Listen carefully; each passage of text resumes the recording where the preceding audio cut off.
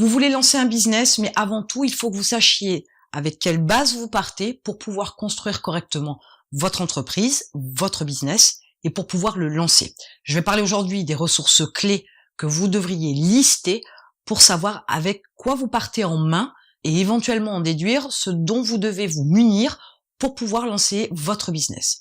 La première ressource que vous devez lister et que vous devez quantifier, c'est l'argent que vous avez.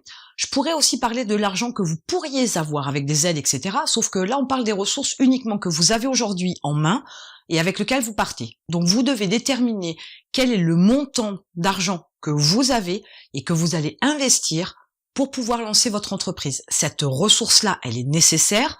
Vous allez autant l'utiliser pour investir dans des outils que pour l'investir dans, par exemple, des outils bien spécifiques ou encore même des prestataires. Mais il est nécessaire de quantifier correctement, d'établir un montant bien défini de l'argent que vous possédez et que vous allez investir. Vous pourriez posséder bien plus et vouloir investir bien moins, mais de toute façon, il vous faut un montant pour que vous sachiez où vous allez et bien évidemment comment vous pourriez le dépenser intelligemment pour pouvoir lancer et développer votre entreprise. La deuxième ressource clé importante, c'est votre réseau de connaissances. Et là, je parle bien de connaissances proches. Votre famille, vos amis, vos copains, vos copines. Mais vous pourriez tout aussi bien savoir que le frère d'un tel, le père d'une telle, ou par personne interposée comme ça, vous pourriez joindre tel type de personne, tel type d'entreprise, voire même quel groupe de personnes ou d'entreprises qui pourrait être intéressant pour vous parce que c'est votre cœur de cible, par exemple. Donc il est important aussi de savoir quel est votre réseau de connaissances. Une fois de plus, je vous invite toujours à faire les choses de manière écrite. Ne faites pas qu'y penser. Votre cerveau n'a pas que ça à faire, à tout retenir.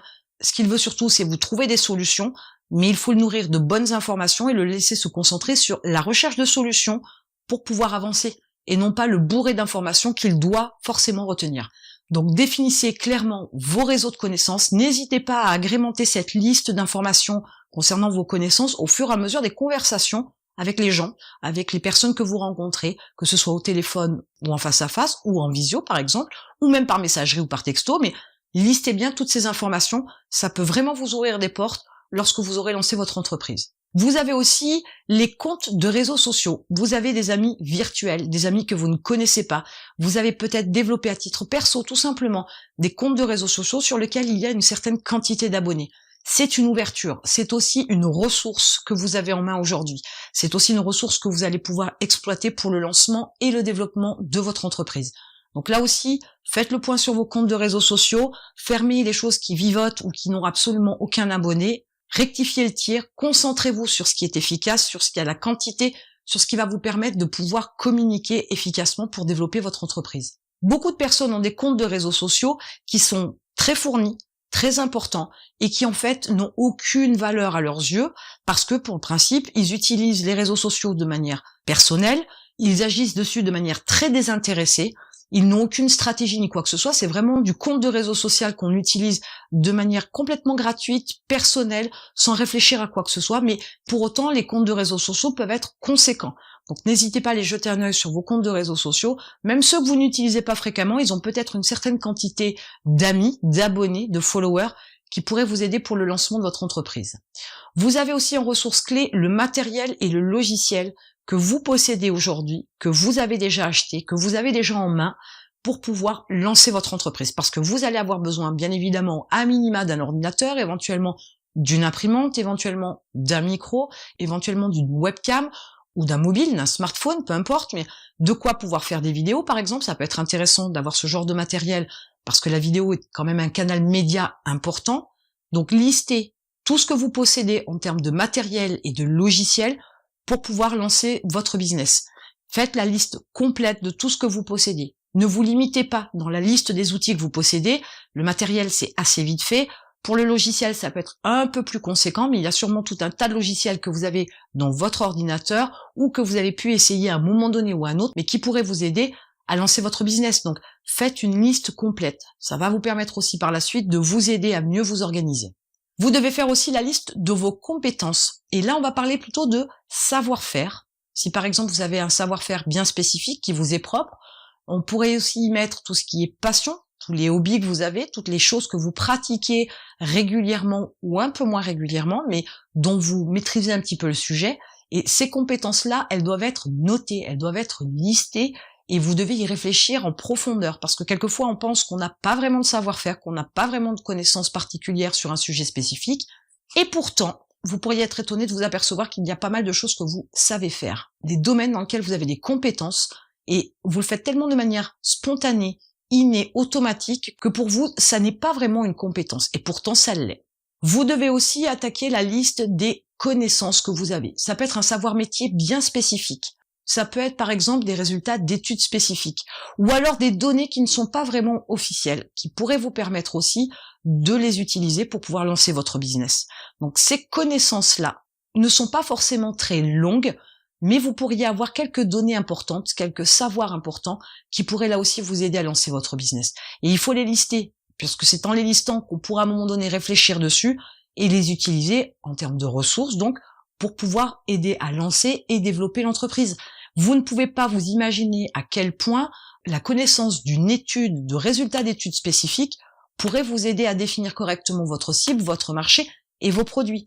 Donc c'est en l'indiquant dans la liste de vos connaissances pures et dures, d'informations bien spécifiques, que vous allez pouvoir vous appuyer dessus.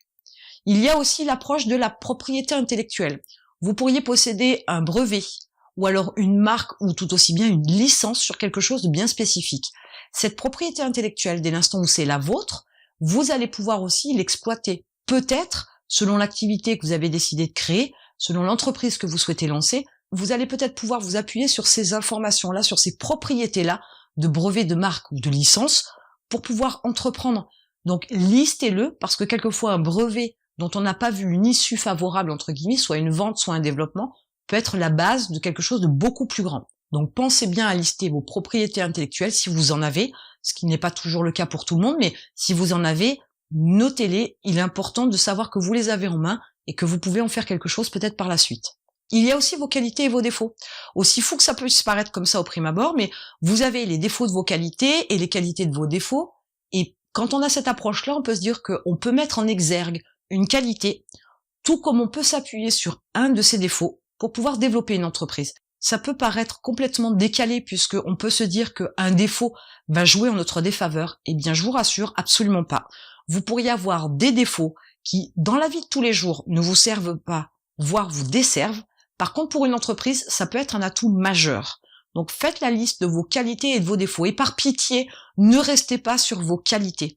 Arrêtez de vous concentrer sur ce qu'il y a de mieux en vous, parce que sur ce qu'il y a de moins bien, ou du moins bien au vu des autres, ou avec une certaine morale, etc., peut être une qualité énorme, peut être un atout, je vous dis, majeur dans votre entreprise. Donc ne vous limitez pas aux qualités, j'aurais tendance à vous dire même qu'il faudrait qu'il y ait autant de défauts que de qualités à citer chez vous, pour pouvoir être capable aussi d'utiliser ces défauts comme une ressource conséquente et importante, plutôt que de le laisser de côté et de voir le côté négatif de la chose.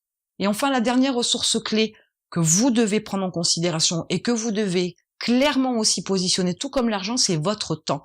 Quel temps vous allez allouer pour votre activité? Combien d'heures par jour vous allez pouvoir réserver uniquement à la création, au lancement et au développement de votre activité, de votre entreprise, de votre business? Le temps n'est pas un facteur extensible, on n'en achète pas, on n'en stocke pas et on ne sait pas combien de temps il nous reste.